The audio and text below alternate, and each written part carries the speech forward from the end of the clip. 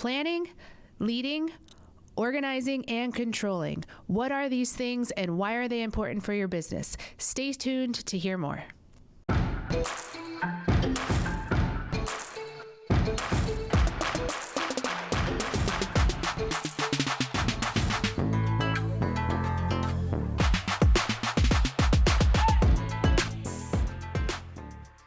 Lady bosses, are you working even after putting the kids to bed but still not getting results? Are you tired of spending money on ads that aren't getting engagement? Do you feel burdened that you aren't fulfilling your purpose in life because you are so consumed with work? I'm your host, Brooke Bolts. I'm an attorney and founder of Bolts Legal. I started my business and in 1 year was bringing in 7 figures and am now bringing in multi-7 figures. And I'm your co-host, Rachel Bolts, owner of Bolts Media. I've helped many businesses build their online presence and increase their revenue through digital marketing. Want to hear how we did it? We are here to help you achieve your goals personally, professionally, and spiritually. So kick off your high heels, sit back, and let's ignite that passion. We're Ms.Biz, where we're putting the Miss in biz. Let's get biz done.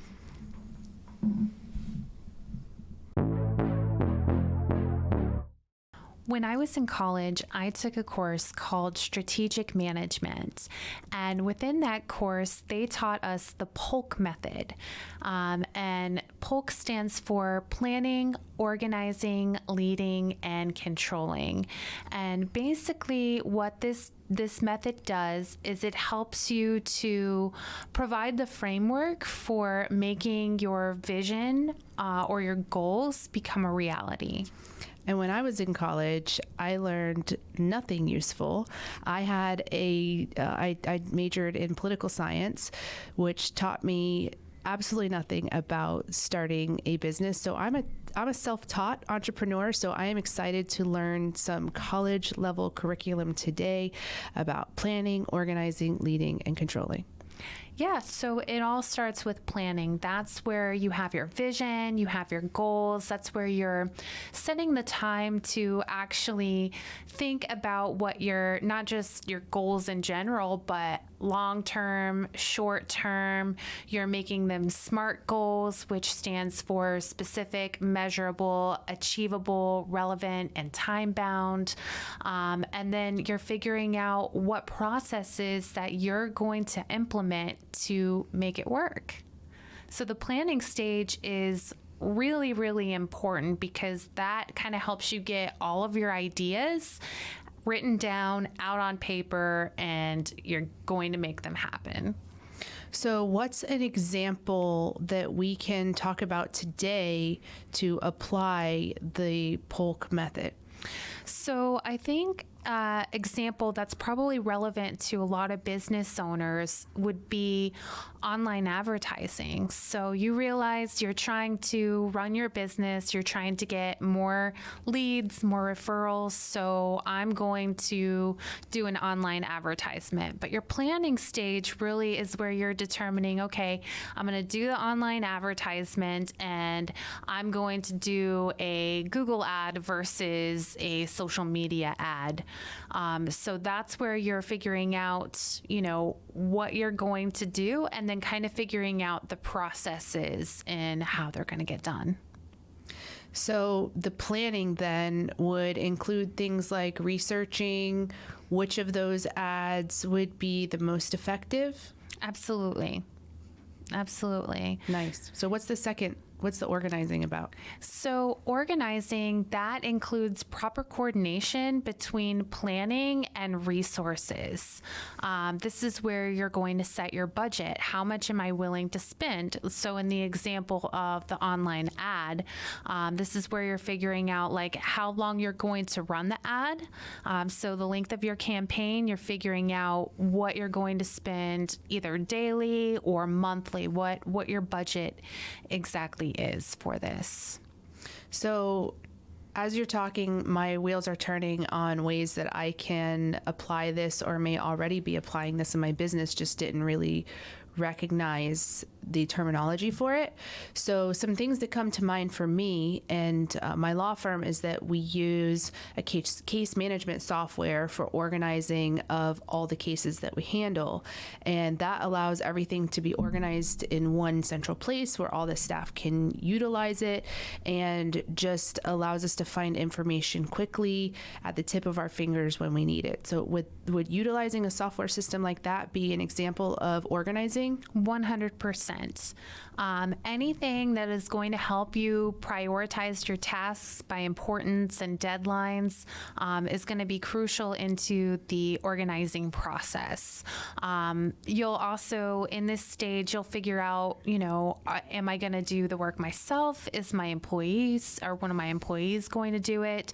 Or am I going to hire a contractor to complete this work for me? So that's where you're kind of putting all of the pieces together to actually get it ready to start happening and to make it work. What are some organizing tools that you use in your digital marketing company? So I use schedulers to kind of put my material down. One that I really like to use a lot is Airtable. So basically what I can do on there is I can create the captions for social media, include all of the hashtags. But what I really like about it is the way that it's formatted is you can upload the creative, whether it be like a photo or a video, and then I can then share it with my client, and then once they review it, they can mark approve, and then what I can do is when it's posted, it will mark off and move down on the list. So I really like using Airtable. That's a great organization tool. Another thing that I like to use is MailerLite. MailerLite is a email marketing campaign platform, kind of similar to MailChimp. And that is extremely helpful for me because what I can do is I can schedule in advance all the email marketing campaigns that I want to send for a client within the month.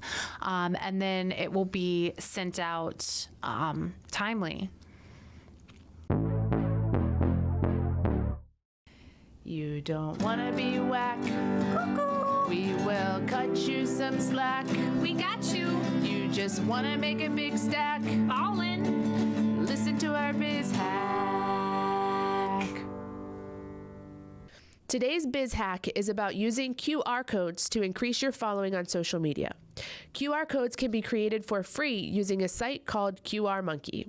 You simply insert the URL to your social media page and generate.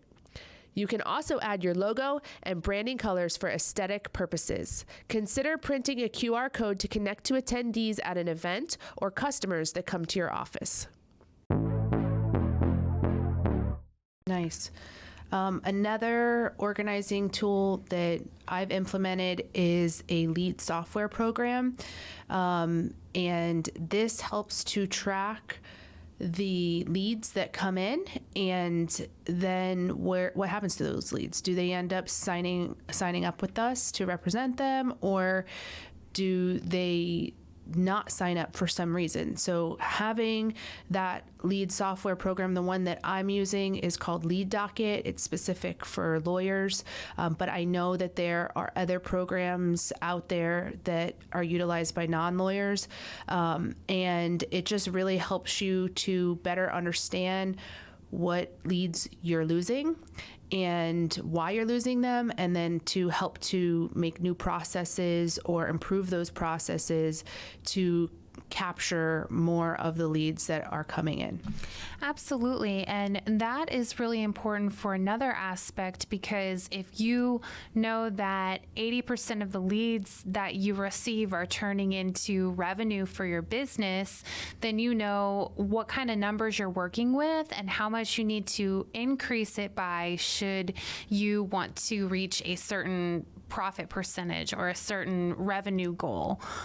So that is a very good tool to have for numbers for sure. Right. So if I, for example, recognize over the course of several months that about 80% of the leads sign up with me, then I'll know there's about a 20% loss. So if I want to increase my revenues, then I need to bring in about 20% more than what I am presently to account for that 20% loss that's going to be likely. Absolutely. The third part of the process is leading. Leading is huge for any organization, and it involves motivating employees to achieve organizational goal. And it can manifest in a number of ways, whether it be through recognition, offering support, and leading by example. I love this because I think that leading by example is critical. I know that we've talked about before that we, as part of our integrity focus, we don't ask our employees to do something that we wouldn't be willing to do. I know that I started in the legal field as a legal assistant, and I did all of those assistant tasks and then even when I started as an attorney, I started at the very bottom of the totem pole in a huge law firm. So I have worked my way up all the way from the bottom to where I am now. So I always am cognizant of the fact that what it feels like to be in those different areas of growth and to try to treat each level of employee, whatever their skill set may be and whatever their role is, with the same level of respect. And I just think that helps for a positive work environment and in earning the loyalty and trust of your employees. And it helps the quality of work as well. You know, if your employees feel that you're recognizing them, that you're appreciative of everything that they're bringing to the table, they're going to be more likely to do a job more effectively. So making sure that you are really leading and motivating your employees to get things done is important, especially because a lot of times conflict arises. And sometimes you might have to switch up whatever you were going to do or readjust, or like we talked about organizing earlier, you may have to reorganize things. You may have to adjust timelines, or you may have to readjust the budget. But being able to lead by example by managing that conflict and being supportive to your employees and offering them some encouragement can really make a huge difference in the way that tasks are implemented and the success of them as well.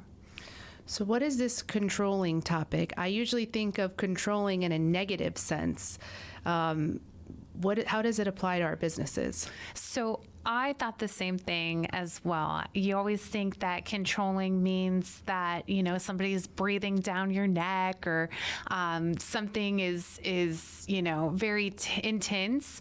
But controlling is actually monitoring and evaluating. And it's actually probably, in my opinion, one of the most important out of the four, because what this does is it allows you to measure performance, to measure the quality of work, and make sure that your goals are being met.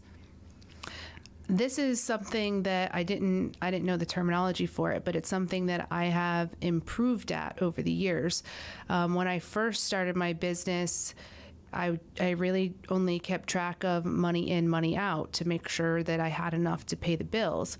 But over time and through implementing some of those software programs we talked about earlier, it has become much easier to keep track of our performance goals. For example, the case management software I talked about that I use is called Filevine, and Filevine is great for monitoring and evaluating your metrics. So one quick example of something that I monitor each month is if there's any files in the system, any cases or clients that haven't been touched, no one's worked on it in the software program. I want to know that right away so I can put proper attention to it. So thankfully, I rarely have any cases come up on that report, but it's important for me to run it nonetheless, because if something does, God forbid, ever fall through the cracks, I want to be made aware of it right away and be able to pay attention to it. So Filevine allows me to run reports on all kinds of metrics, and so we do that every month just to keep track of the cases and make sure everything is running as it should, and nothing's falling through. And having the right data can really make such a big difference. It can help you tweak something that you already have in place. So for example, what I use a lot in terms of social media marketing is I use the Facebook and Instagram analytics to see, okay, what are the demographics that are viewing my posts? Are they male? Are they female? Are they a mix of both? What are the age groups? Where are they located? And that really right there is going to help me in terms of knowing who to target during that specific marketing campaign. Also, you can look at how many people are engaging with your post. You can compare and contrast from last month or the to present month to see, okay, which is doing better. You can determine best what people really want to see based upon how they are engaging with your posts. So that will help you in developing future content as well. And Google Analytics is another great tool that is really user-friendly and easy to understand for the most part. And it shows you those same type of metrics: who's coming to your website, how long are they staying on your website, which pages on your website are being visited the most. And all of that is just valuable information so that you can start over with the POLC system and plan for your next steps. Absolutely.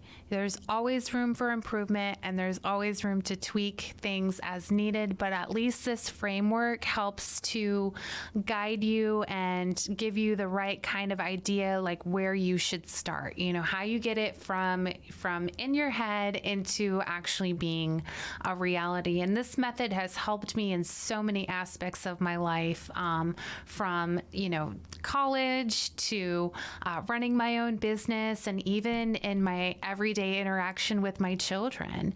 It's really helped give me the framework that I need to be successful.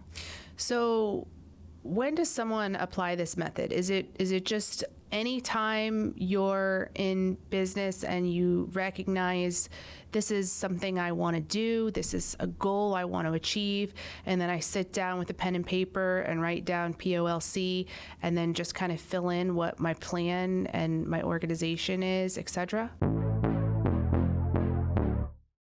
We're all about that case, no trouble. All about that case, no trouble. All about that case, no trouble. All about that case. At Bolts Legal, we are all about your case. Text or call to schedule a free consultation for all your legal needs. boltslegal.com.